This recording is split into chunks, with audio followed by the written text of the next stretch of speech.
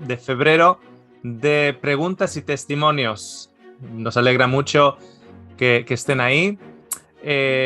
Todas las semanas recibimos de una u otra manera testimonios de gente.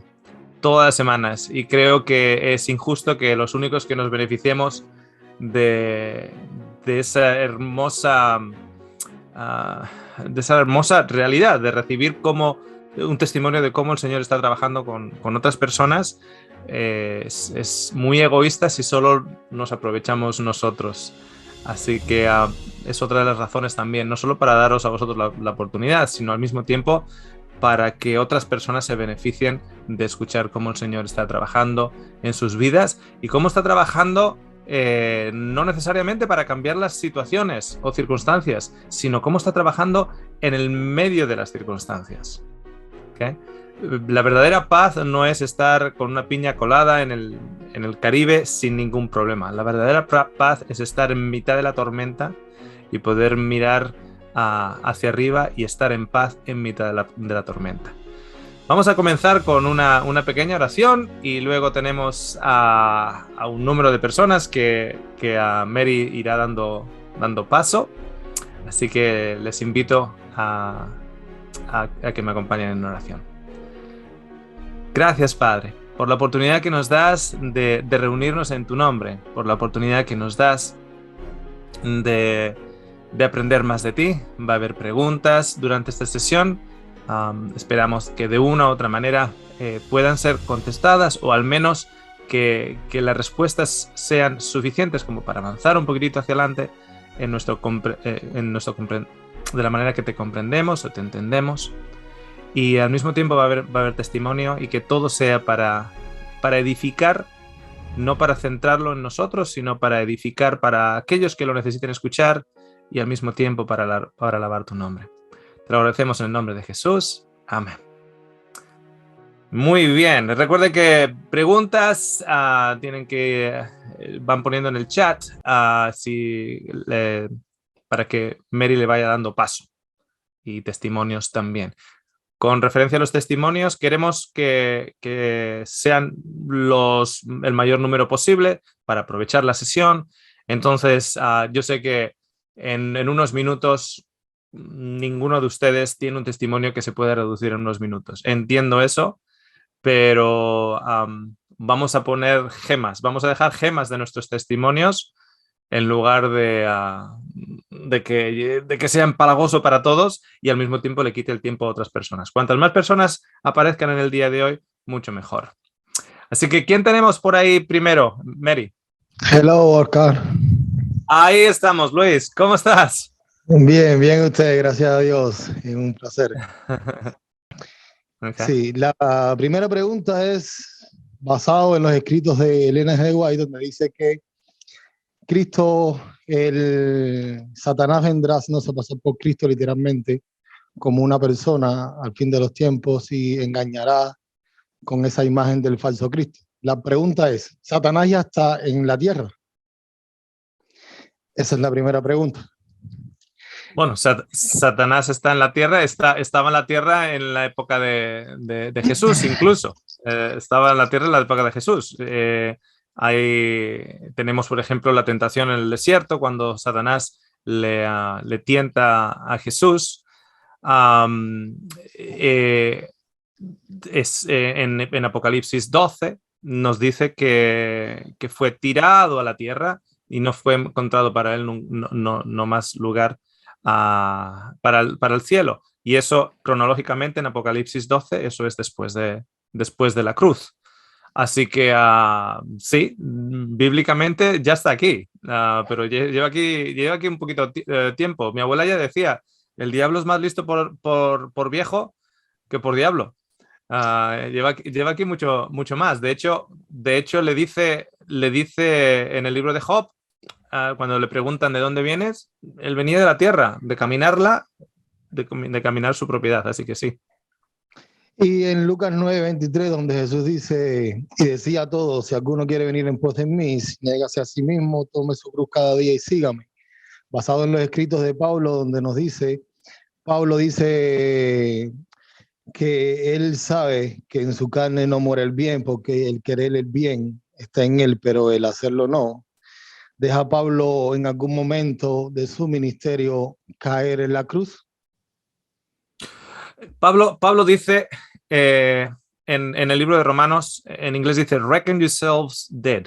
Significa, haceros a la idea de como que estáis muertos. O sea, haceros a la idea de cómo estáis muertos. También dice en Gálatas 2:20 que estoy crucificado con Cristo. Por lo tanto, no soy yo quien vive, sino que Cristo que vive en mí, etc. Pero en Romanos 7 sí que nos dice que tiene esa pelea con el viejo hombre. Tiene ese continuamente esa pelea con el viejo hombre. ¿Y quién le liberará de ello? Okay. Una persona en silla de ruedas acepta a Cristo como su Salvador. En el momento que acepta a Cristo como su Salvador, Efesios 2:8 nos dice que esa persona ha muerto, esa persona ha resucitado y esa persona ha sido llevada y sentada en lugares celestiales en Cristo Jesús. Pero esa persona anda, no está andando, No. sigue paralítico. Y sigue paralítico y tiene 80 años y fallece. O sea, hay un aspecto de la promesa que continúa siendo promesa porque todavía no ha ocurrido la realidad. ¿Ok? Entonces, hazte la idea como que estás muerto, de vez en cuando a todos nosotros se nos despierta el muerto. Se nos despierta el muerto. La gente dice, ¿usted cree en la resurrección? Y digo, todos los días. Todos los días. A un muerto, el director de la funeraria, tengo que tener cuidado porque tengo una prima que es directora de funeraria, del director de funeraria le quita el anillo a un muerto y el muerto no se queja. Le quita los zapatos italianos al muerto y el muerto no se queja. Pero, que no nos lo quiten a nosotros, porque nos quejamos y alzamos la voz, etc. Se nos resucita el muerto. Entonces, nosotros, Pablo en 1 Corintios 15 dice que muero diariamente. ¿Por qué? Porque resucito diariamente.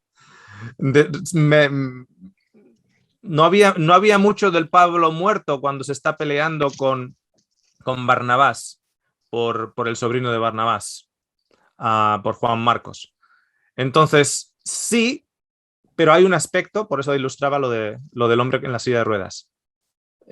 Está salvo, está sanado, está redimido, tiene vida eterna y sin embargo todavía tiene un aspecto limitado porque todavía no se ha cumplido todos los aspectos de esa promesa. Y la última pregunta, creo que es la más bonita, una de las más bonitas, es a partir de la cuarentena. ¿Ha sido derramado la lluvia tardía? La lluvia tardía, cuando uno lee en Hechos 2, el reino de Dios comienza en la cruz. Va expandiendo, va tomando terreno, pero comienza en la cruz. El derramamiento del Espíritu Santo comienza, vemos en el día del Pentecostés. Pero hay como un crecimiento, porque el día del Pentecostés está en Jerusalén, luego va a Samaria, luego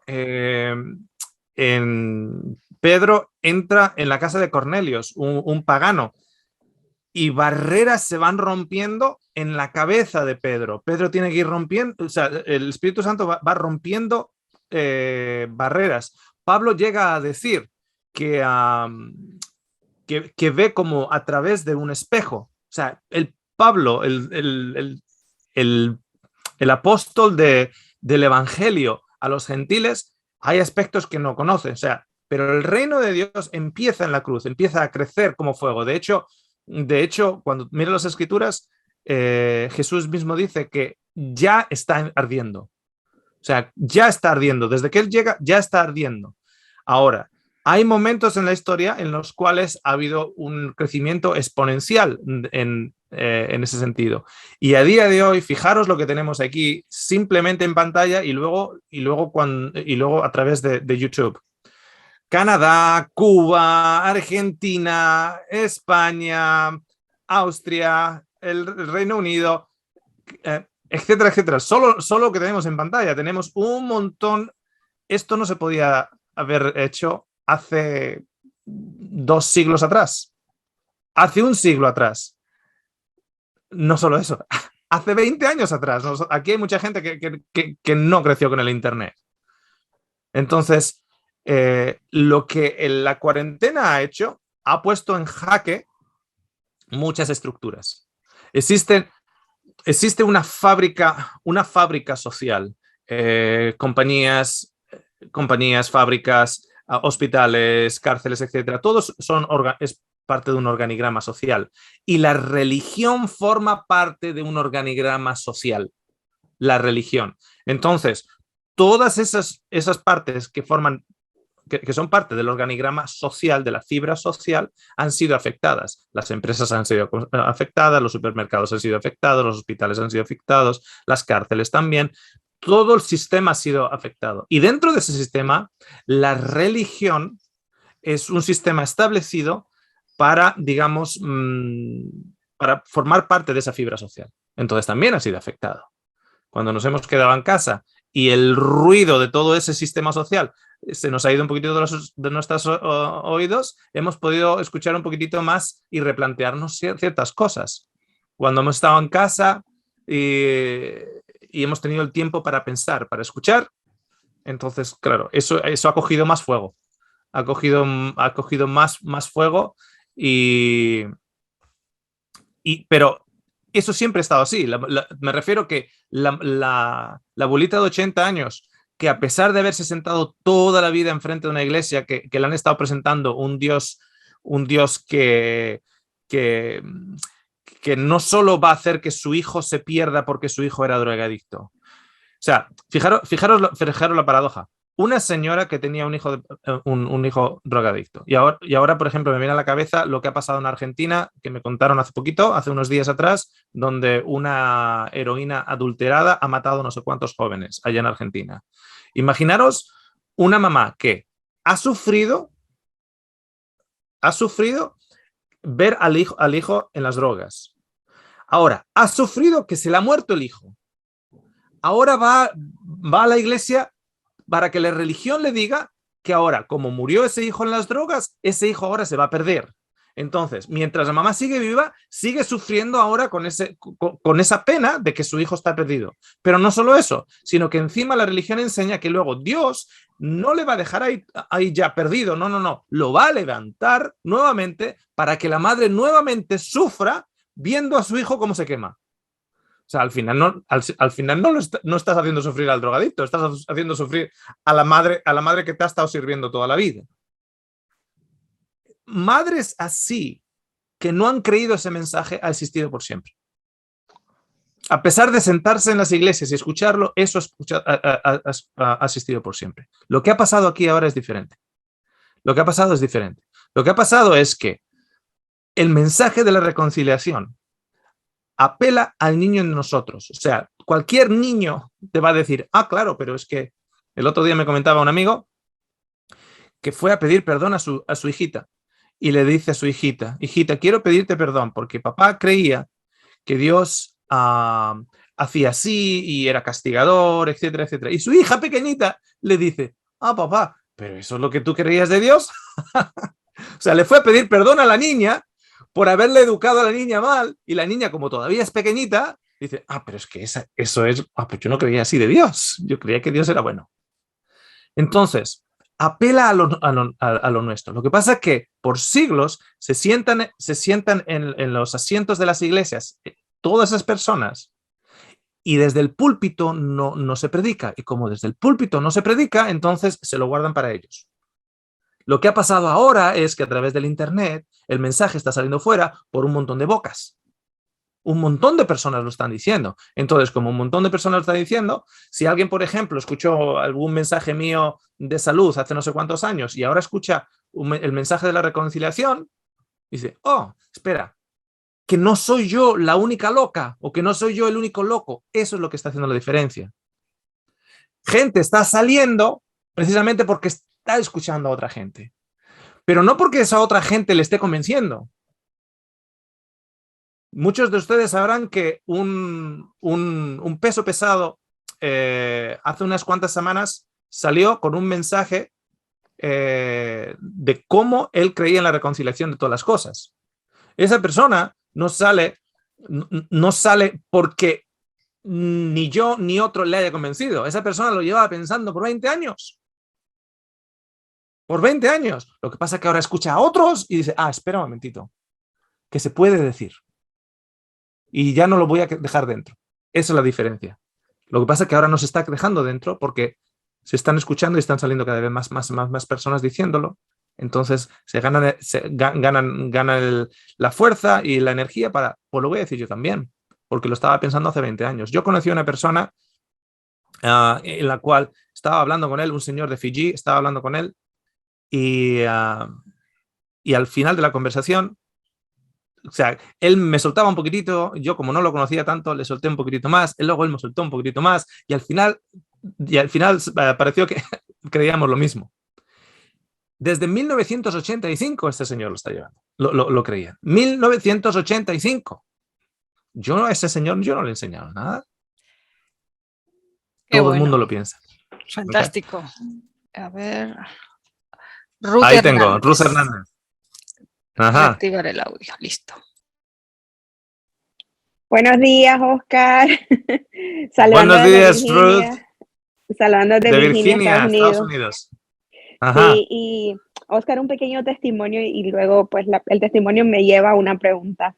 15 años adventista, cuando llegué a la iglesia llegué embarazada de mi hija que ahora tiene 15 años y yo llegué con todo el fuego, llegué muy emocionada, creyendo en esa salvación por obras. Di todo por ser directora de todo y con todo el fuego, ¿no? Y descuidé muchas cosas porque yo en mi mente, al escuchar la serie del Dios ateo, me di cuenta de que el Dios que yo adoraba no es el Dios de la Biblia. Y a mí, cuando yo estaba pasando una situación difícil hace un año en la pandemia y estoy me di cuenta, porque mi hija está atravesando por la adolescencia y tiene preguntas y me di cuenta el Dios que yo le había mostrado, la mandé a ella y ella habla inglés y escuchar la serie en inglés pues le ha ayudado mucho a entender también. Y ahora estamos fascinadas con este Dios de amor, porque digo, es que no existe otra manera y yo creo fielmente en mí que Dios ha contestado esa oración de conocerle más, porque yo vivía una carga realmente hasta cierto punto, haciendo tantas cosas, el sábado, todo esto. Entonces, y me ha gustado mucho leer, me ha gustado mucho leerme La conducción del niño, Consejos sobre el régimen alimenticio, y yo siento que de alguna manera, mucha de mi manera de ver a Dios vino de esos mismos libros que yo leía. Por ejemplo, el que me encanta, que habla del amor, el carácter de Jesús, el deseo de toda la gente, me ayudó mucho a conocer el amor y a ver a un Dios compasivo, a Jesús como un ser compasivo. Entonces, luego veo el conflicto, veo muchas cosas matutinas que leía quizás mucho más el Espíritu Profecía que la Biblia. Entonces, mi pregunta es, ¿cómo hago ahora o con qué filtro, cómo veo al Espíritu de Profecía? Sería como cuando ella habla de la ira, que hay que ser perfectos, que la perfección y como este tema de la perfección que se encuentra en todos, que tenemos que llegar a ser perfectos como Cristo fue perfecto. Y en esa lucha, ¿cómo interpretar esas cosas cuando ella habla de la ira, del lago, de esos 7 años, 7 días en camino al cielo, de todas estas ideas? ¿Cómo hacerlo? Porque me siento un poco confundida, ya que vengo acostumbrada de ser tan farisea, entre comillas, en ver la doctrina que se me ha enseñado. Ya. Mira que muchas veces nos confundimos cuál es la meta. He conocido muchas personas que la meta fue, encontraron una iglesia y esa fue la meta. Y ya encontré la verdad. Y hay muchas iglesias de muchas denominaciones que claman lo mismo, que ellos tienen la verdad, evidentemente. Sí. Entonces, la meta se convierte, bueno, tú ya has llegado a casa, ya has llegado a la verdad, ya no hay necesidad para irte a ningún lugar. La meta sigue siendo Cristo. Aquí, desde este lado del río, solo estamos, digamos, arañando la superficie del amor de Dios, arañando la superficie de la profundidad, de la altura, de la anchura que significa Dios y ese amor incondicional para con nosotros. Hay gente que me dice, bueno, es que a mí mi iglesia me ha dado mucho, yo me he beneficiado mucho, me ha beneficiado mucho a mi familia, me ha beneficiado mucho a mis hijos, etcétera. A mí me ha dado mucho, sí, pero no es el final del viaje. En mi caso, por ejemplo, el final del viaje viene a ser la verdad no como concepto, sino como persona, crecer en Cristo. Entonces, a lo largo del camino, uno puede decir, por ejemplo, yo puedo decir que el deporte a mí me dio mucho. O sea, yo estar de adolescente y estar metido en un club de deporte y tener mis amigos de deporte, etcétera, etcétera, pues posiblemente me apartara de las drogas, que había mucho en el barrio, había mucha droga, pero yo me iba al gimnasio mientras otros estaban metiendo droga. Entonces yo también puedo decir, bueno, es que a mí el deporte me ha dado mucho. Sí, pero eso no significa que sea la meta, sino son partes de piedras donde nos apoyamos y vamos avanzando en esas piedras. La iglesia, nosotros estamos para la iglesia, la iglesia está para nosotros no estamos para la iglesia. De la misma manera que siempre lo suelo decir con mis pacientes de alimentación, la dieta está para servirte a ti, tú no estás para servir a la dieta. ¿Okay? Entonces, de la misma manera, la iglesia... Y se ha utilizado, por ejemplo, la frase de John Fitzgerald Kennedy, cuando él dice, no preguntes lo que América puede hacer por ti, sino lo que tú puedes hacer por América. Y se ha hecho lo mismo con la iglesia. No preguntes lo que la iglesia puede hacer para ti, sino lo que tú puedes hacer por la iglesia. Espera un momentito. Que el foco ha de ser Cristo. No preguntes lo que Cristo puede hacer por ti, sino lo que tú puedes hacer por Cristo, no por la iglesia.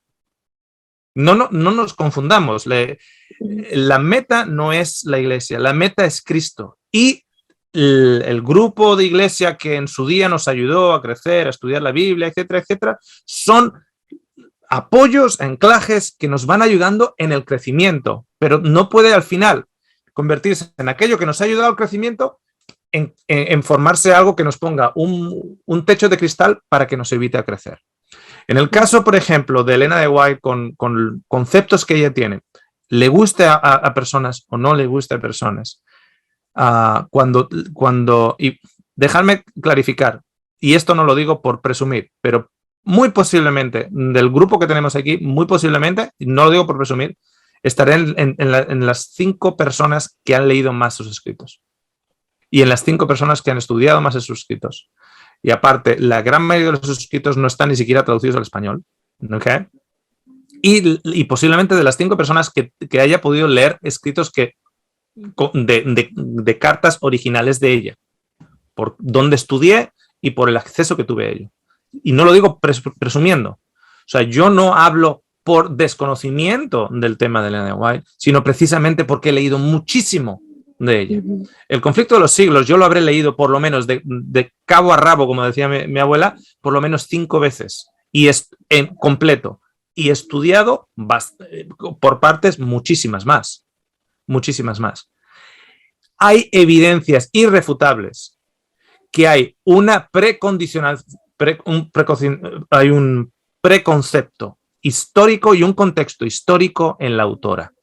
Hay cosas que ella dice que está clarísimo, que está influenciada por el contexto victoriano donde está viviendo, la familia y la iglesia donde creció, la iglesia metodista, los Shouting Methodist, el contexto histórico que se estaba viviendo en Estados Unidos. Fijaros que había esclavitud y no se habla mucho de la esclavitud en sus escritos, y había esclavitud en el país donde ella está viviendo. Hay conceptos de la salvación que son muy, muy marcados, basados en las influencias del contexto histórico donde la autora está escribiendo. Y es que la evidencia es muy, muy clara en sus escritos. Otra cosa que se haya hecho, que personas hayan hecho de ella la Virgen María Adventista. ¿Ok? Eso ya es otra cosa. pero mirando los textos y mirando los escritos y las referencias que hay ahí, hay mucha influencia histórica, como la hay en lo que yo digo también. Yo no puedo separar el hecho de lo que me pasó a mi familia, yo no puedo separar el hecho de que mi papá dejara a mi mamá, o de experiencias que tuve de pequeño, o cómo me insultaban de pequeño por tener un ojo vago. Yo esas cosas me han formado quien soy. Yo no, el haber conocido a mi esposa, etc. O sea, hay unas influencias. Entonces, ella es que está clarísimo, y además tengo presentaciones al respecto, no públicas, pero presentaciones al respecto en las cuales es evidente. Entonces, sal y pimienta. La verdad está en Cristo. Al resto, y sobre todo a mí, pero no solo a mí, sino a Elena de White y a cualquier otro, hay que echarle un poquitito de sal y pimienta, analizar todo, coger lo que va en línea con Cristo. Sea el nombre que sea. Muchas gracias. Muchas gracias. Cuéntanos. Ya. Bien, soy Antonio Santander, desde Chile hablo. Lo que siempre me ha inquietado a través de los años de estudio y todo es el origen del mal. Creo que algo yo te había mencionado. Tú me habías respondido en su oportunidad que si nosotros analizamos el mal como atribuyéndoselo a Dios, tenemos de parte de él como un Dios genocida, que ya eso está descartado porque hemos estudiado el tema del Dios no bipolar, ¿no es cierto? Y el carácter de Dios presentado en la persona de Jesús. El punto es saber por qué se originó esto. Okay. Mira, miramos lo del mal en Génesis, en lugar de mirar lo del mal en Romanos 7, por ejemplo. Esa parte de la naturaleza que está en nosotros. Cuando vemos, por ejemplo, en Génesis 3, decimos, ok, el pecado entró, y interpretamos que el pecado entró porque comieron de una fruta, llámale manzana, llámale papaya, lo que sea, cual sea que fuera la fruta. No nos damos cuenta que aquí hay algo simbólico en ese aspecto, porque seamos claros, ¿qué padre no le ha dicho a sus hijos, no comas, ok? Tu mamá está acabando la comida de cocinar, no comas. Y va el niño por la cesta de la fruta y se agarra una fruta a escondidas. ¿Qué padre nosotros lo mata? O sea, vale, ha comido una fruta, va a haber consecuencias, pues hoy no tienes postre o lo que sea, pero ¿matarlo? ¿Por una fruta? Entonces, ¿cuál es el pecado que está impregnado, el concepto del pecado que está impregnado con un concepto muy de la Edad Media, incluso en nosotros, y anteriormente también en el paganismo, en el cual le hemos fallado a Dios? Te pongo un ejemplo para ilustrar lo que me refiero primero con lo del pecado. Me mandaron un audio de una señora que decía, esta señora, esta gente que cree que Dios es tan bueno que va a restaurar a todo el mundo está teniendo un efecto negativo en una familia que yo conozco. Sabe que ahora, desde que han aceptado ese mensaje, esa familia ahora ya se está dando a la vida de pecado. Ya les he visto el otro día, estaban comiendo pollo. Un momentito. Ahora, ¿quién define lo que es pecado? O sea, ahora se están yendo ya a la perdición porque han comido pollo. ¿Por qué? Porque la persona que los está acusando tiene el concepto tremendo de que el comer pollo ya les está llevando a la perdición. Y si beben té, también van a morir. Entonces, el concepto del pecado, ¿qué es el concepto del pecado? O sea, uno dice, no, es que estoy pecando porque escuché una música con una canción que era secular. Ya he pecado. Sí, pero esos conceptos, ¿quién define que eso es pecado? ¿Quién está definiendo que eso es pecado? El pecado es la separación o el no vivir en el amor de Dios.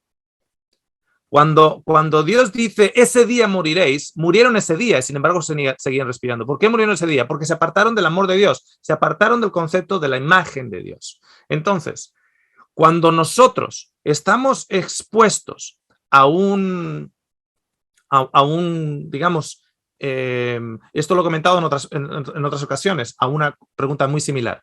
Si yo te doy a ti 2 cables de alto voltaje, tú no vas a coger esos 2 cables. Y la razón por la cual no vas a coger esos 2 cables es porque en tu vida te has electrocutado de una u otra manera anteriormente. Y como te has electrocutado anteriormente de una u otra manera, sabes que eso hace daño. Entonces, aquello que sufriste es como que es una vacuna, podríamos decir. Okay, sé que es un tema muy controversial el tema de la vacuna, pero el concepto de la vacuna es: a ti te vacunan para que cuando te ven, para que puedas estar inmunizado a ello. Bueno, podríamos decir hasta cierto punto que esto es como una especie de vacuna para vivir por la eternidad. Una especie de vacuna en la cual hemos estado expuestos al virus, pero nos habilita porque entendemos la reacción que nos hace, entendemos lo mal que tratamos los unos a los otros, entendemos que ese camino no es el correcto, etcétera, precisamente por esta experiencia. ¿Okay? Oscar. La pregunta completa te la va a responder Jesús. Y la segunda es la restauración de todo. ¿Cómo hacer ese proceso? La serie del Milenio, ¿has visto? Sí, la he visto. El proceso, porque ¿cómo ahí hacer precisamente eso? lo explicamos. Ahí precisamente lo explicamos en la serie del Milenio, Antonio. Ahí, en la serie del Milenio vamos paso por paso con esos versículos, con esa, entendiendo que el lago de fuego, es una gran tribulación en la cual los pecados son separados del pecador. El milenio en sí es simbólico, no es un periodo de tiempo literal, es simbólico. Si has visto la serie El Milenio, ahí precisamente hablamos de todo ello, como el mar devuelve a los muertos, etc. ¿Como un proceso de arrepentimiento de conciencia? Puedes, efectivamente, o sea, y el abrazo de Dios, el estar, cuando los barrotes de esta vida no estén alrededor de nosotros, cuando los engaños que esta vida nos ha puesto delante de nuestros ojos, que nos ha dado nuestras perspectivas, estén removidos y podamos ver, en realidad es el proceso de cuando Cristo sea levantado, atraerá a cuántos a Él, Antonio. A todos, sí, está claro. A todos. Sí. Entonces, ese es el proceso. Y en ese proceso, ese fuego es el arder de nuestros corazones, el saber que había un Dios que nos ha estado amando todo este tiempo, que había un Dios que tenía un plan para nosotros, que nos hacen comprender cómo nuestras palabras han hecho daño a otros y podemos ver esas palabras en la luz correcta y nos hacen ver cómo esas personas que nos hicieron a nosotros daño son también la evolución de las circunstancias en sus vidas. La persona que me abusó a mí también posiblemente fue abusado o fue tratado de niño de una manera u otra manera. No justificar lo que se ha hecho, sino entender el por qué. Hitler no nació con bigote, eso es lo que suelo decir. Hitler no nace de bebé con bigote. José. Hola, ¿cómo están? Buenas tardes. Acá desde Chiclayo. Muy bien. Ok. No te vemos la cara, ¿sí? ¿No puedes poner la cámara? Sí, ahí está. Disculpen. Ahí estamos. Hola, ¿cómo están? Buenas tardes, feliz sábado para todos. Desde Chiclayo, Perú. Tengo 51 años actualmente. He estado radicando en Chile, llevo 9 años ya. Pero ahora por la pandemia me vine en agosto del año pasado y acá estoy con mis padres. Cuando yo tenía 15 años, mi padre sufre de una hemiplegia, ¿no? Entonces, mi familia toda, totalmente es católica, ¿ya? Yo en ese momento vi una solución. Como católico, sabía que Cristo era una persona que podía ayudarme, ¿no? No lo tenía a un Cristo como Salvador y no conocía a Cristo como conozco ahora. Y aún me falta mucho por conocerlo. Sin embargo, acudí a él, le dije, si mi padre, bueno, el asunto es, mi padre fue declarado prácticamente muerto y que le daban 6 horas de vida. Y cuando pasa esto de mi padre, yo le ofrezco al Señor y le digo, si tú no dejas que mi padre muera, yo me hago sacerdote. Entonces mi papá despertó, 6 horas después despertó, y hasta ahora lo tenemos acá, ¿no? Wow. Yo entré al seminario, estuve dentro, tuve 4 años, ya casi era sacerdote. Ahora me quedé solo en sacerdote, pero esa es otra historia. Sin embargo, estando dentro, yo hacía esta pregunta. No sabía mucho de la Biblia, no sabía mucho de cosas. Yo estudié filosofía, gnoseología, metafísica, mariología, pero si yo voy a hacer, yo cuando veía las películas de Cristo, Cristo andaba con el pueblo, Cristo andaba con las personas, a mí me prohibían hasta hablar con mujeres. Entonces, y las preguntas que iban por ahí, ¿cómo si yo pretendo ser un sacerdote que quiere ayudar a las personas, no puedo conversar con alguna persona, sea hombre o mujer? Por otro lado, si yo estudio para ser sacerdote, tengo que conocer a Jesús, porque Él es sacerdote, según el rito de Melquisedec, eso lo repetía en la iglesia siempre. Eres sacerdote para siempre, según el rito de Melquisedec. No sabía, entonces, ¿y cómo puedo ser un sacerdote si ni siquiera conozco a Cristo? Es decir, nosotros no estudiábamos la Biblia. Sin embargo, en el año 88, cuando fue la misión católica de Chiclayo, yo como seminarista salí a pelear y en ese aspecto me identifico con dos personas de la Biblia, dos personajes de la Biblia, que eran Pedro y Pablo. Pedro en el sentido de mi efusividad, es decir, era muy actuaba nomás. O sea, Pedro dijo esto y sacó la espada y le cortó la oreja. Yo veía a alguien y yo quería hacer lo mismo con un hermano evangélico, ¿no? Y por otro lado, Pablo, porque yo me creía conocedor de la verdad y obviamente atacaba a los cristianos, ¿no? Los que se llamaban cristianos. Entonces, hablé con mi... pues teníamos un asesor espiritual, por llamarlo así, y le comenté la situación. Y él me dijo, hijo, es bueno cumplir nuestras promesas, pero el sacerdocio es vocación, más que todo, más que promesas. Entonces, si tú no te sientes en la capacidad, si tú no crees que esta sea tu vocación, pues no continúes. Y esa es la pregunta, ¿por qué más María que Jesús? ¿Por qué siempre María y no Jesús? ¿Por qué María tanto honor? ¿Por qué María tanta pleitesía? ¿Por qué siempre María? Hay un curso, ¿no? El mariano, ¿no? Claro. Se lo daban con María, ¿no? De María asunta al cielo, ¿no? María murió en la cruz con Jesús, que fue clavada por el dolor, y bueno, en fin. Todo mariano, ¿no? Entonces, debido a esta situación también, ya me retiré y me quedé ya sin, como decimos acá, en el limbo, porque no sabía dónde ir. Bueno, ya me comprometí, tuve hijos, tuve que trabajar en otra cosa y debido a donde trabajaba tuve que prepararme para, a hotelería, ¿no es cierto? Pues ingresé a un hotel y trabajé para hotelería. Y después ya hace 3 años que conozco el adventismo, recién. Pero dentro de esta situación que conocía, leí un pasaje donde decía, mas todo aquel que cree que es bautizado será salvo. Entonces mi padre es semipléjico. Él no, ahora mismo ya no puede caminar. Está postrado.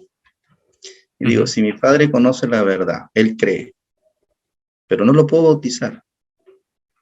Entonces la pregunta que yo había hecho es, ¿él no puede ser salvo? Doy el testimonio para poder captar la pregunta. Gracias, hermano, por la oportunidad. Muchísimas gracias a José por compartir tu testimonio.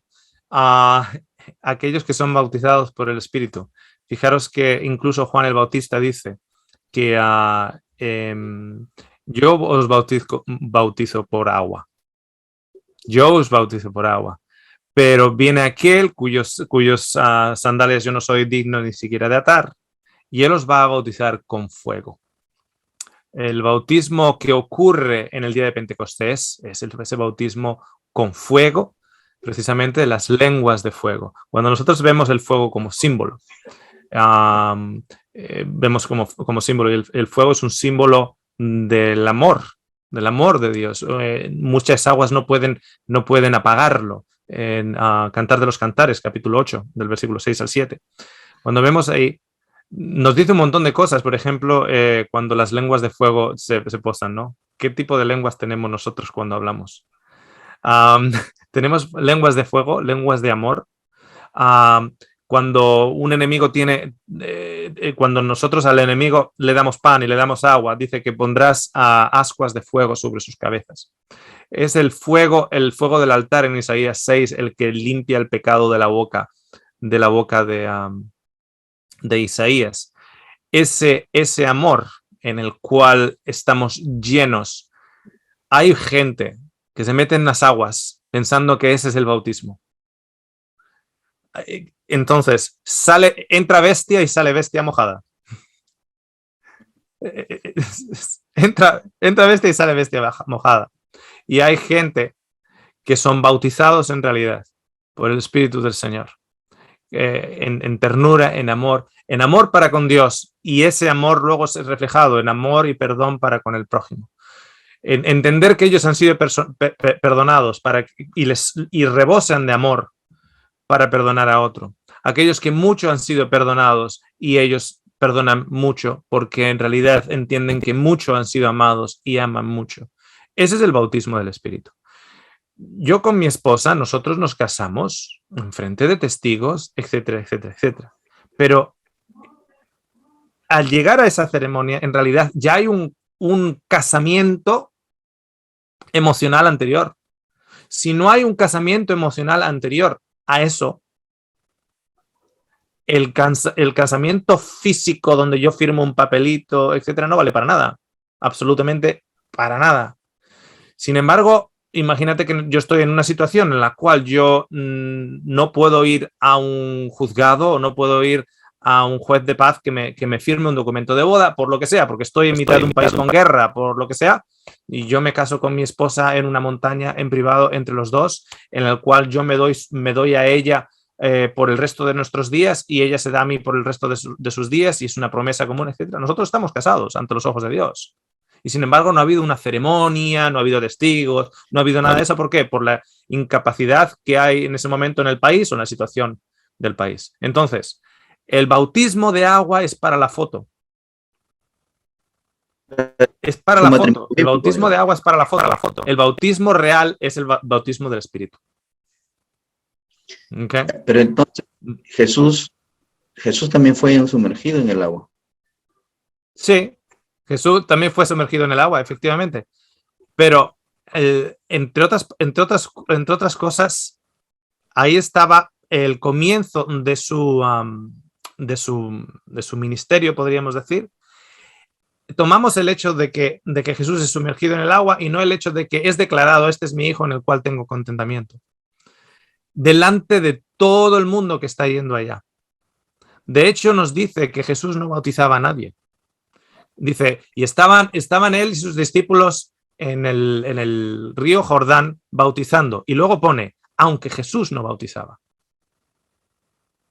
Jesús no bautizaba en el agua. Pone en el Evangelio. En los Evangelios. Sí. Jesús no bautizaba. Porque al mismo tiempo es el Espíritu, el Espíritu del Señor el que nos da el fruto del Espíritu, que es el amor, etcétera, etcétera, etcétera, etcétera. Si una persona está en una sala del hospital y no puede hacer lo que es para la foto, ¿me entiendes? El Señor, pero es el Señor el que le ha movido a esa persona, a aceptarle como su salvador, como su padre, como el amor que él le provee, ese es el que vale. Eso es precisamente el que vale. Voy a ir dando paso ahora a Javier. Muchas gracias, José. Gracias a todos. Estoy solicitando Gracias, a Javier y luego se prepara Larry. Buenas tardes. Javier. Bueno, ¿cómo estás, Oscar? Hola, Javier. Saludos para todos desde Argentina, Buenos Aires. Rápido, en el contexto de salvación todos serán salvos y mayormente para los que creen y todos los videos que tienen un hilo conductor, ¿no? En ese contexto, ¿cómo interpretás lo que dice Jesús en Mateo 12 o en Marcos 3 en relación a ese pecado imperdonable, ¿no? Lo que sería la blasfemia contra el Espíritu Santo? Esa sería puntualmente mi pregunta. Entonces, sería ¿por qué Jesús perdonaría a todos menos eso, como él lo manifiesta ahí en Mateo 12? Gracias. Okay. No es solo Mateo 12, también es en Marcos.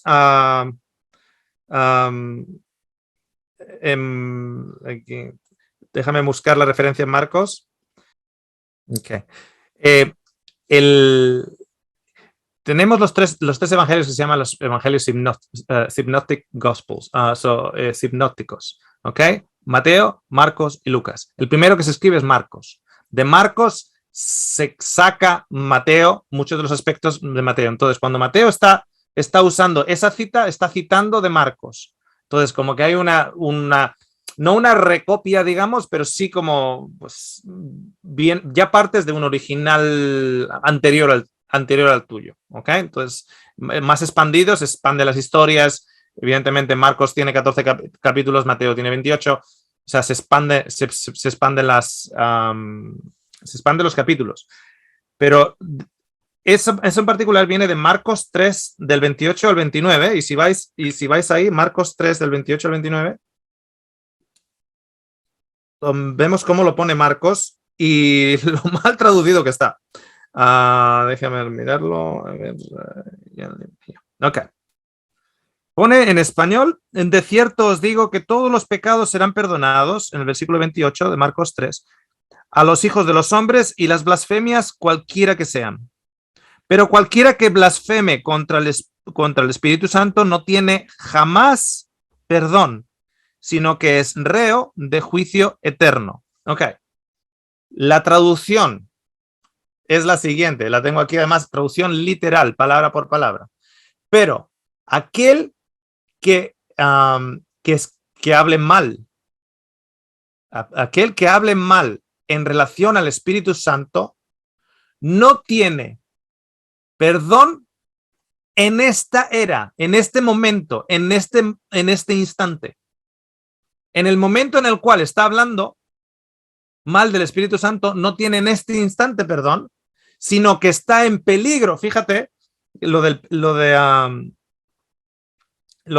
que está en peligro no pone aquí, sino que es reo, en realidad pone, está en peligro de. ¿Por qué vas a estar en peligro de? Es garantizado. Si has hablado en contra del Espíritu Santo, estás en contra del Espíritu Santo y no vas a tener perdón, no estás en peligro del juicio, estás garantizado el juicio. No, pero dice, estás en peligro del juicio. ¿Por qué estás en peligro? Porque en este momento estás rechazando el Espíritu Santo. En el momento en el cual tú estás rechazando el Espíritu Santo, estás en peligro de el juicio, y fijaros, el juicio que dura un tiempo. Cuando pone juicio eterno, esa palabra eterno es para el juicio que dura un tiempo.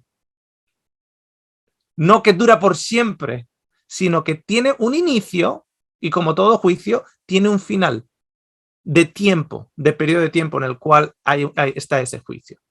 Entonces, mientras yo estoy rechazando el Espíritu del Señor, yo no puedo ser perdonado. ¿Por qué?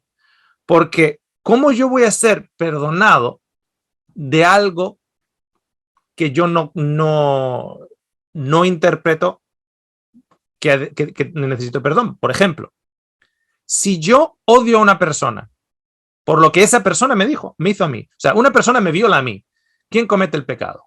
El pecado lo comete esa persona contra mí, porque me violó.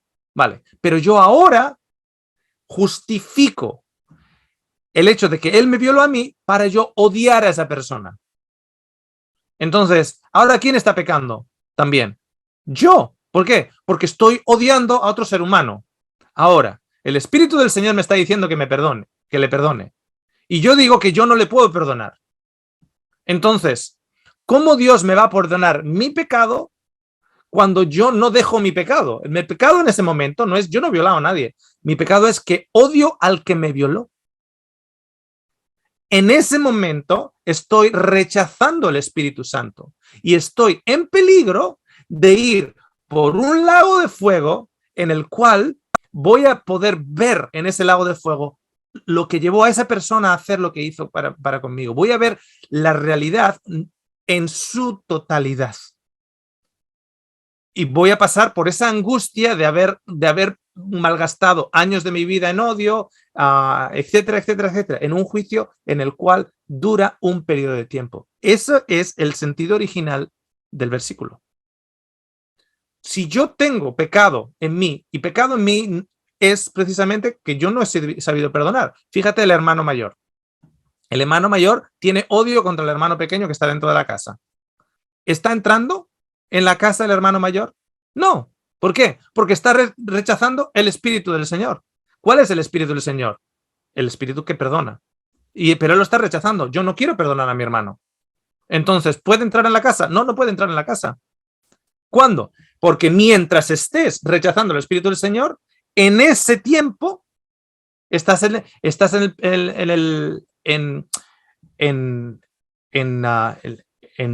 peligro de pasar la noche ahí fuera. De pasar la noche afuera. ¿Por qué no entras dentro? No, yo no voy a entrar y no voy a perdonar a mi hermano. Estás pecando contra tu hermano. Ese es el sentido. De ahí, luego lo saca Mateo. Y Mateo le da otro viaje. Pero el original es este. ¿Ok? Perfecto, Javi. Muchas gracias. Bueno, estoy solicitando ahora a Tatiana, que está en el perfil de... Eso es, ahí está. Según también Isaías 37:36. Yo tenía en mi mente que el ángel de Jehová siempre hacía referencia a Jesús, pero no sé. Isaías 37. Isaías 37:36. 37:36. Y salió el ángel de Jehová y mató a 185,000 en el campamento de los asirios. Y cuando se levantaron por la mañana, he aquí que todo era cuerpos de muertos. Okay. ¿Has visto la serie Moisés y el dedo de Dios? Son cuatro presentaciones. Yo la vi, pero no recuerdo ese dato. Tendría que repetírmela. Ok. Para estar más clara. En una de las presentaciones, no sé si será la tercera o la cuarta, precisamente comentamos de este pasaje. Solo comentar lo siguiente. En la mente hebrea, venga bien o venga mal, viene de Dios.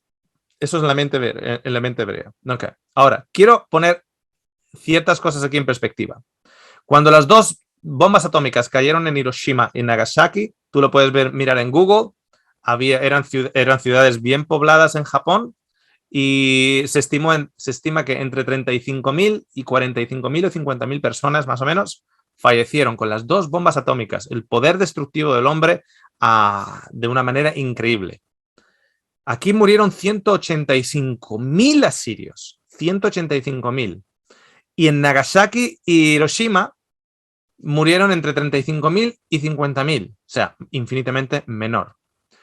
Cuando vemos, por ejemplo, las legiones que rodean Jerusalén en el año 70, cuando Jerusalén es destruido, en el año 70, son 3 legiones que son enviadas.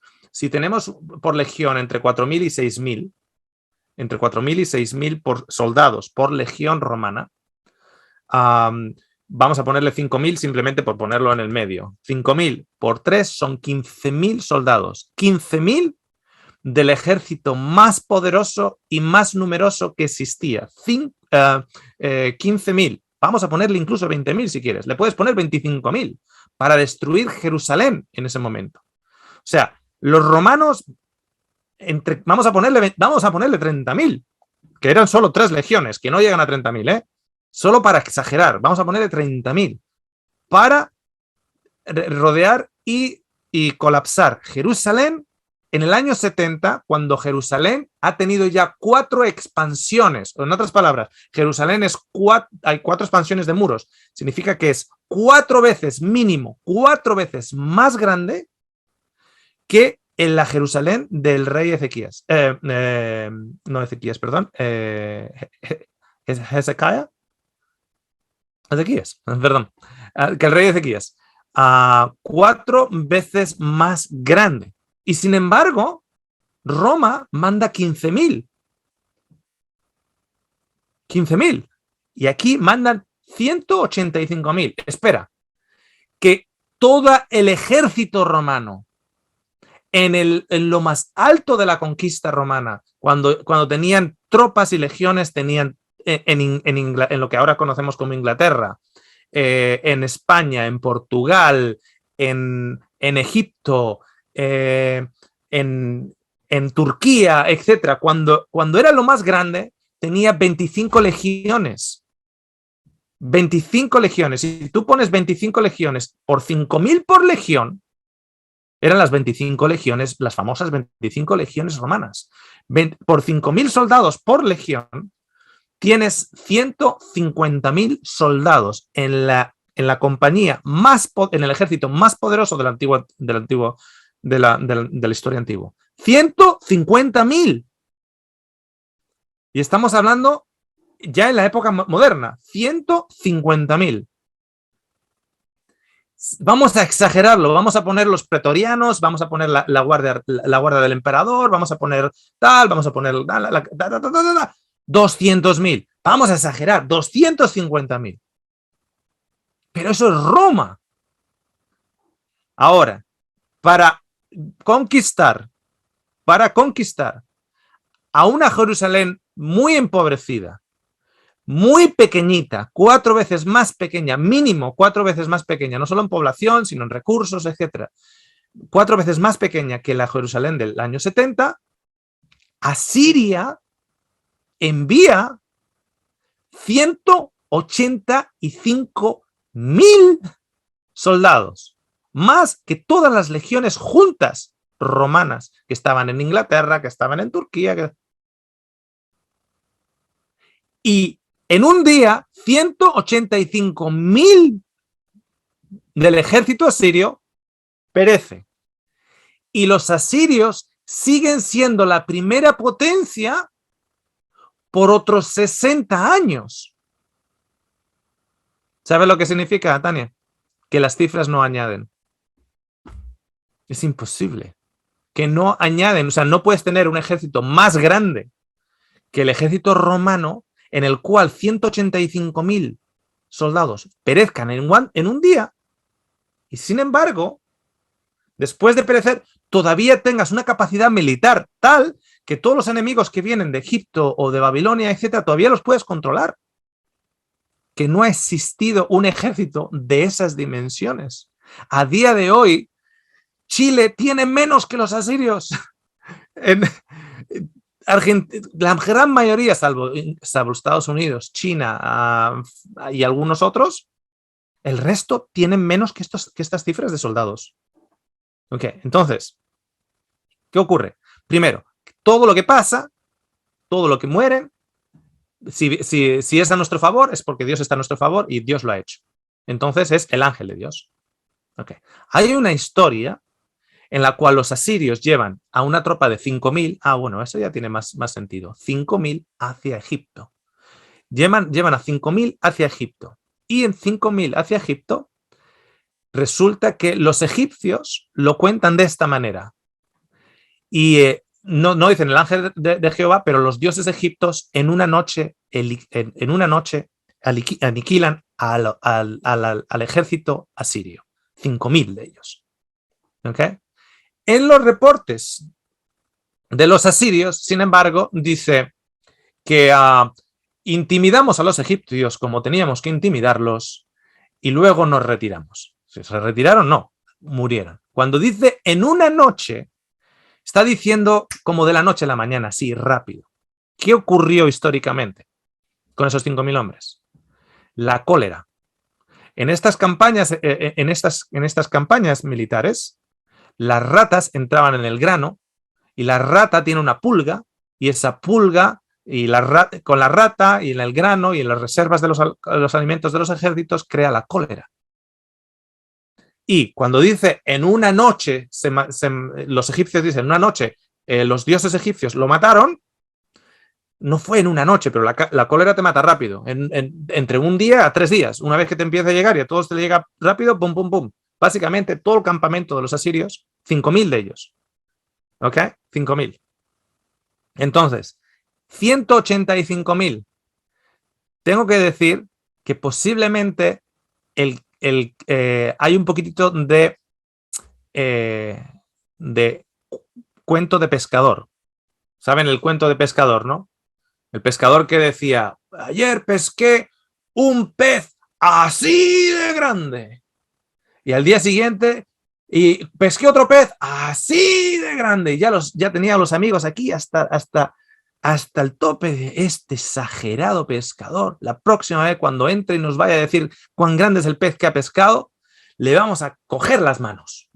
Así que entra nuevamente donde los amigos y dice, y pesqué un pez, y iba a punto de abrir los brazos y los amigos le agarran la mano. Le agarran las manos y le dice, ¿y qué vas a decir ahora? ¿Qué vas a decir ahora? Y este pescador dice, tenía unos ojos así de grandes. 185.000 es el recuento barriendo para casa. Barriendo un poquito para casa. Con el contexto de que lo malo que viene, si es para nuestro beneficio, viene del Señor también. ¿Ok? Ha sido muy, muy buena pregunta para clarificar que hay cifras que vemos que tienen que ser también regidas también por cuánto puede haber 185 o 185.000. Hay gente que dice que 2 millones de hebreos salieron de Egipto. 2 millones. Empezar a calcular cuánta gente vivía en el delta en esa época. Y veréis que 2 millones es una cifra muy, muy exagerada. Tampoco dice 2 millones aquí de todas maneras, pero se predica 2 millones. Y veréis cuánta gente vivía en el delta egipcio en esa época y os dais cuenta que dice, espera. Si la ciudad más poblada de la época, que era Memphis, o la ciudad que estaba en el delta, Abasía, creo que se llamaba, tenía 50.000 habitantes, 50.000, y era la ciudad más poblada de todo el mundo en esa época, 50.000. ¿De dónde sacamos 2 millones de personas saliendo de ahí? ¿Okay? Entonces hay un poquitito de este me lo cuenta este se lo cuenta este se lo cuenta este, y al final cuando llega barrimos un poquito para la casa. ¿Okay? Muy bien, muchísimas gracias. Hola, buenas tardes. Ahí está. Hola Marimar, ¿de dónde estás? Ahora sí. Ok, buenas tardes Oscar, ¿cómo estás? Voy como el Muy dermatólogo al grano. Okay. Bien, la pregunta es la siguiente. En los seminarios de Con Dios en el Fuego y de Victoria en el Fuego que lo he visto que usted transmitía desde la iglesia, del templo. Y Mateo 18, lo escribí porque se me olvida. En Mateo 18:20 nos dice que donde estén 2 o 3 congregados en mi nombre, allí estará Jesús en medio de ellos. También la referencia de Hebreos 10:25, donde dice que no dejando de congregarnos, como algunos lo tenemos por costumbre, sino exhortándonos porque sabemos que el fin está cerca, ¿cierto?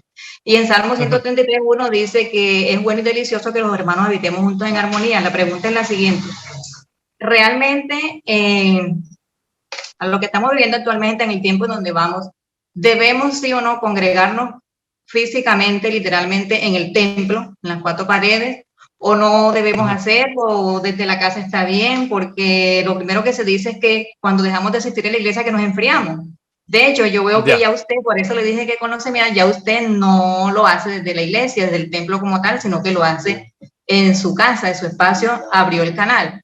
Entonces tengo la inquietud, ¿debemos congregarnos o no debemos congregarnos? Le hago la segunda pregunta una vez para que usted mire cómo la responde o no.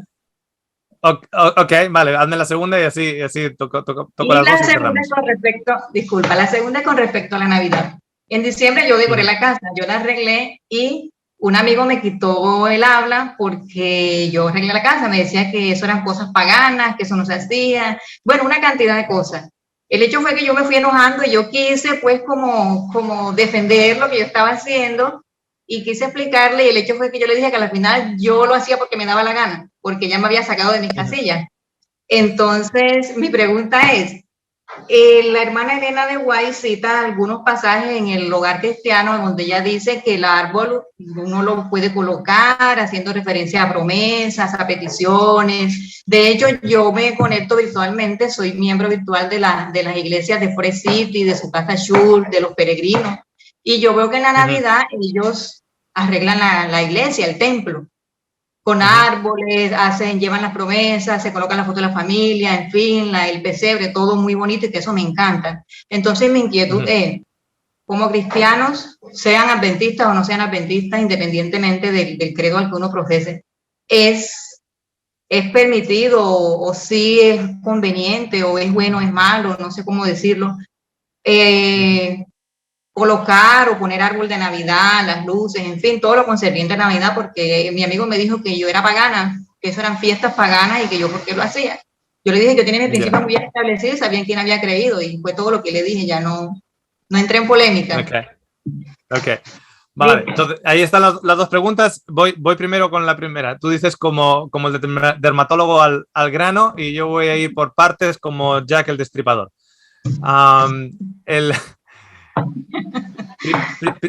Primero que nada, aquí en Australia, yo no he podido salir de Australia desde la pandemia, no he podido salir de aquí, y aquí en Australia las medidas han sido muy, muy fuertes. Yo no tengo acceso a iglesias hispanas en sí. Bueno, Con Dios en el Fuego fue una iglesia hispana que está en Brisbane. Hay una iglesia y un grupo hispano en Melbourne, que todavía llevo programas con ellos, pero son por Zoom, precisamente. Hace poquito me invitaron a una semana de oración, me invitaron a varias personas y yo era una de las personas que hablaba. Aquí, aquí son iglesias inglesas, eso para empezar. El hecho de que todos los mensajes últimamente, los últimos 2 años, sean por Zoom, todos ellos, es precisamente por la pandemia. Tenemos subido la semana pasada unas 4 meditaciones en inglés que son parte de un campamento virtual que se ha hecho en Nueva Zelanda, al que he ido yo 3 veces, el del 2010, 2012, 2015 y 2019. He ido como invitado 3 veces a este campamento en Nueva Zelanda, y este año lo han tenido, el año pasado lo cancelaron, este año lo han hecho virtual, también porque Nueva Zelanda tiene medidas exactamente igual. Ahora, no sé si has visto la serie, el módulo 1 y el módulo 2 de la serie Casas de Luz. Definitivamente os lo recomiendo a todos al respecto. Primero por lo siguiente, porque cuando decimos no paréis de congregaros como algunos están en el hábito de hacer. ¿Nos estamos congregando aquí, sí o no?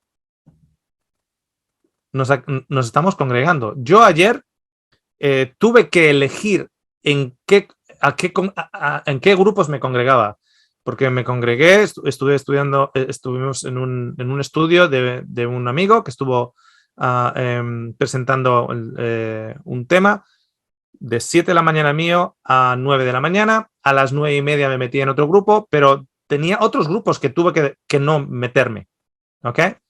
Y muchos de ellos son virtuales. Y uno de los grupos es precisamente el grupo local nuestro de aquí. Entonces, el problema es que el tema de templo ya se asocia también al tema burocrático eclesiástico. Si nos reunimos en la playa, en una reunión de iglesia, ¿qué es la iglesia? ¿La iglesia es el templo o la iglesia es la gente? Por eso lo de el módulo 1 y módulo 2 de Casas de Luz. ¿Qué es la iglesia? ¿Es el ladrillo o es la gente? Si me quitan a mí el ladrillo, ¿todavía tengo iglesia o no?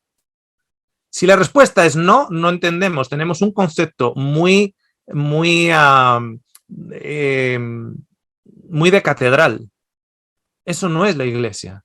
Fijaros que hay una canción muy hermosa en inglés que dice: mi catedral cuando miro para arriba es azul y tiene verde los prados, etc. Esa es mi catedral. El sermón del monte, el sermón más poderoso de Jesús, lo está diciendo y lo está compartiendo a su iglesia al lado del mar de Galilea, en un cerro, con el cielo azul, con los niños correteando, etcétera, sentados en el prado.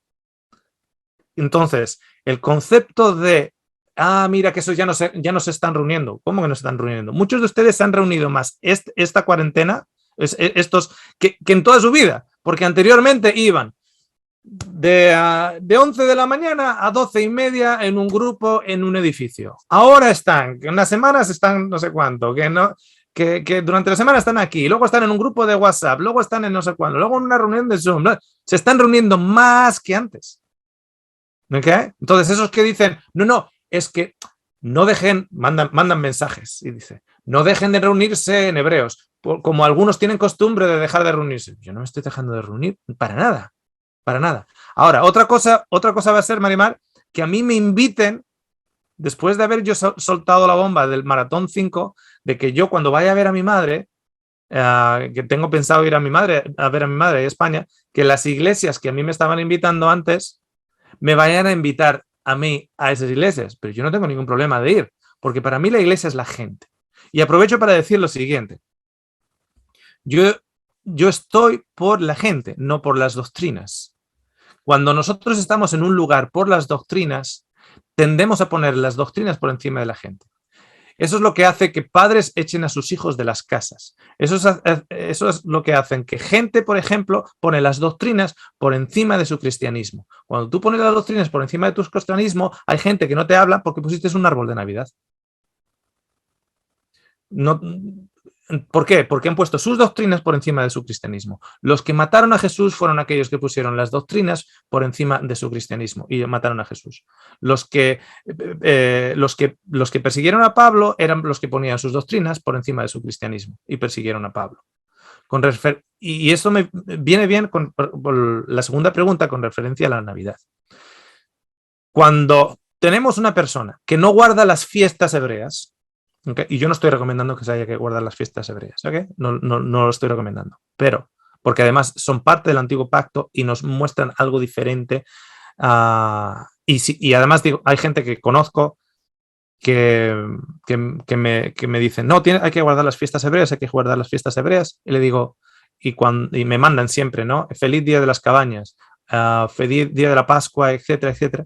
Y le digo, ¿cómo fue el cordero? ¿Qué tal te salió cocinado el cordero? Porque son vegetarianos. Entonces digo, no, espera, es que si vas a guardar la fiesta, guarda la fiesta. ¿Cómo te salió el cordero? ¿Te salió bien? ¿Estaba rico? No, cordero no comemos. No, entonces no estás guardando la fiesta. Entonces, sí, pero desde el punto de vista, si no guardas las fiestas en Israel era un momento en el cual la familia, los primos se juntaban, los tíos se juntaban, etc. No era solo una fiesta para Jehová, era una fiesta para el pueblo, era un festival, había tamboriles, había música, había danza, etc. Por mucho que a muchos les queme el oído escuchar que había danza, había baile, había música, había alegría, había primos, iban todos caminando, era como en lo que en España se conoce como una verbena, el festival del patrón del pueblo, entiendo que eso es pagano, sí, el festival del patrón del pueblo, la fiesta del pueblo, etcétera, en la cual todo el mundo venía en comunidad, vale. Ahora, tú no celebras las fiestas hebreas, y tampoco celebras la Navidad, y tampoco celebras los cumpleaños, y tampoco celebras el aniversario etc. Por ejemplo, porque celebrar el aniversario, ¿dónde está en la Biblia eso? Celebrar el cumpleaños, ¿dónde está la Biblia eso? Celebrar la Navidad, ¿dónde está la Biblia eso? Vale, perfecto. Mi pregunta sería, ¿qué excusa tú tienes para reunirte con tu familia? ¿Qué excusa tienes tú para reunirte con tus tíos, con tus padres, con tus hermanos, que vengan los primos con tus hijos, etcétera? ¿Qué excusa tienes? ¿Cuál es la excusa de regruparte como familia? ¿O todos los días son cada uno a su bola, etcétera? Ayer me comentaron algo. Una persona a la que quiero mucho, que tiene una hija muy secular, y era el cumpleaños de la hija secular. No fue. Bueno, digo ayer, hoy para ustedes. O sea, el sábado para mí. No fue al cumpleaños de su hija. Pero amigos, no fue a la boda de su hija tampoco, porque su hija se casó con una persona que no era cristiana. No fue a la boda de la hija. No fue al nacimiento de su nieta. Y ayer no fue al cumpleaños de su hija. Entonces, ya no voy al cumpleaños.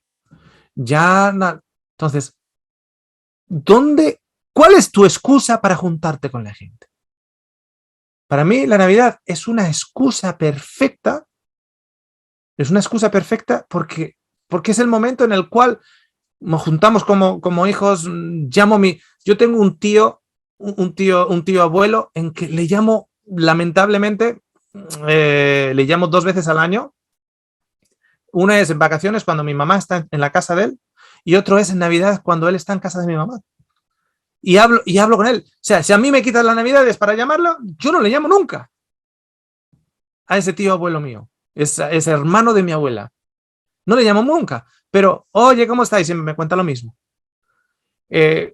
Estamos todos reunidos, es la excusa perfecta. Si tú quieres, si esa persona quiere poner el énfasis en el paganismo, yo quiero poner el énfasis en que tengo a mis seres queridos aquí y esto es una excusa. Y los niños además se lo pasan bomba, los niños lo pasan genial. Uno de los recuerdos más hermosos de la infancia era levantarme a buscar los regalos. Era uno de los recuerdos más agradables. Si vivimos en una vida en la cual nuestra vida a nivel positivo es un álbum de fotos. Las cosas positivas que esta vida nos da entran en un álbum de fotos. Son momentos. Este momento. La foto cuando en carnavales mi hermano y yo nos vestimos de vaqueros. Y el carnaval en el cual gané el mejor disfraz de carnaval. Los carnavales, eso es una fiesta pagana, etcétera. Ya, pero tendrías que haber visto a Óscar vestido de cura con 10 añitos, que ganó el premio en el colegio, el mejor disfraz, ¿no? Con mi sotana, con mis gafitas de cura, etcétera, etcétera. Y como no había Biblia en la casa, con un libro antiguo de Guerra y Paz que tenía mi padre en la casa, pues no había Biblia. Eso hacía de Biblia. Los carnavales pero son recuerdos que son impresionantes, de los niños. O sea, ¿qué quieres? ¿Poner al niño en la casa? Que el niño no haga nada. No celebre Navidades. Vamos a hacer al niño el niño más perro verde que exista. Y luego nos vamos a preguntar con 18 años por qué no quiere saber nada de nuestra religión y por qué no quiere saber nada de nosotros. Y le vamos a echar encima la culpa al niño que se ha alejado de nosotros. Entonces, para mí las Navidades es una excusa perfecta, que no tiene por qué ser las Navidades cuando eso ocurra. Si tienes otras cosas a lo largo del año, perfecto. Si para ti las Navidades no significan nada, perfecto. Si para ti las Navidades, poner la casa bonita, etcétera, etcétera, ¿vale la pena? Vale la pena. En mi casa, yo no pongo el árbol de Navidad. El 1 de diciembre, mi esposa y mis hijas lo ponían, y el 1 de diciembre de este año, mis 2 hijas lo han puesto. Y el año pasado, mis 2 hijas. Cuando digo yo no pongo el árbol, te voy a decir por qué. Porque yo no tengo gusto alguno. A mí esas cosas esto, uy, qué bonito, la luz. Yo no presto atención a esas cosas. Yo no tengo corazón de diseñador. Pero el árbol estaba en la casa, porque mis hijas lo pusieron. Y hay que verlo. Y se pasan toda la tarde, ella está ahí, uy, qué bonito, mire qué bonito es. Y todas esas cosas. Les encanta. Fijaros, y acabo con esto, y hay que acabar de todas maneras. Imaginaros lo siguiente. Imaginaros un predicador. Voy a poner un nombre. Y voy a poner además el nombre en particular, porque creo que es una persona que tiene una centralidad en Cristo, un amor en Cristo, y posiblemente una de las personas con más centralidad en Cristo que yo conozco. A alguno de ustedes puede que no le guste, y yo no digo que lo que él diga tenga todo, esté de acuerdo en absolutamente todo, pero la centralidad de Cristo no se lo quita nadie. Y ese señor al que respeto y admiro mucho se llama Alejandro Bullón. ¿Ok? Una centralidad en el Evangelio tremenda. Y si no lo conoces, te animo a que veas cómo este señor habla a las prostitutas, cómo este señor habla a aquellos y les recuerda que Dios les ama. ¿Ok? Entonces, tú imagínate que tú tienes a Alejandro Bullón y detrás de Alejandro Bullón hay un árbol de Navidad. Y Alejandro Bullón está hablando de un mensaje tremendo y está hablando del amor de Dios. ¿Quieres saber si tú eres fariseo? Si tú estás mirando al árbol en lugar de Alejandro Bullón, eres fariseo. Si tú estás mirando al árbol detrás de Alejandro Bullón, en lugar de escuchar lo que Alejandro Bullón está diciendo, eres fariseo. Así de simple. Esa es lo que yo llamo la prueba del fariseo. ¿Cómo sé yo si soy fariseo? Pon detrás de Alejandro Bullón un árbol de Navidad y si estás pensando, este hombre, fíjate, está hablando y tiene un árbol de Navidad detrás de él. Si estás haciendo eso, eres fariseo. Si has estado en esta sesión de preguntas y respuestas y te has fijado en mi anillo en la mano, en lugar de las respuestas, eres fariseo. Esas son las pruebas del fariseo. Si una persona te está hablando, si un predicador aparece y tiene un tatuaje en la mano y te estás fijando en el tatuaje en lugar de lo que esa persona está hablando, eres fariseo. Si un hijo tuyo viene con un piercing en la oreja y te estás fijando en el piercing en la oreja en lugar del amor que tú tienes por tu hijo, eres fariseo. Entonces, tu amigo a día de hoy no pasa la prueba. Si está mirando, fíjate Marimar, está mirando el árbol de Navidad que está en tu casa. Ahí es cuando la sabiduría de mi abuela entra en lugar. Mi abuela diría, cada uno en su casa y Dios en la de todos. O sea, a él le entra el fariseísmo por el árbol que está en la casa tuya, no en la de él. Increíble. Increíble. Ahí es cuando Jesús dice, mirando la paja en el ojo ajeno y tienes una viga en tu propio ojo y no lo estás viendo. ¿Ok? Así que cada uno en su propia conciencia responda solo a Cristo. ¿Ok?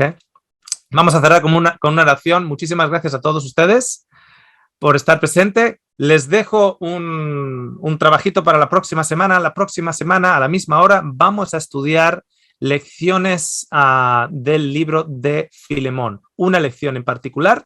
Acordaros que es un esclavo que se ha apartado de su dueño. Así que para la semana, si tienen tiempo, es un libro muy, muy, muy, muy cortito. No hay excusa para no leerlo. Y eso estaremos estudiando la próxima semana. Así están más al corriente y más preparados para el estudio. Vamos a cerrar con una oración. Gracias, Señor, por tu amor, por tu misericordia para con todos nosotros. Gracias, Señor, por darnos sabiduría. Y gracias, Padre, por continuamente exponer el fariseísmo que hay en cada uno de nosotros. Todos tenemos todavía el fariseo dentro, ese viejo hombre con el viejo pacto que de vez en cuando saca su cabeza. Así que te damos las gracias, Señor, porque la cruz es suficiente como para ponerla sobre esa cabeza de fariseo que siempre surge y se alza dentro de nosotros, de la misma manera que esa cruz fue plantada en la carabela, en el cráneo de Golgotha o del Calvario. Te lo agradecemos en nombre de Jesús. Amén. Muchísimas gracias. Nos vemos la próxima semana. Muchísimas gracias a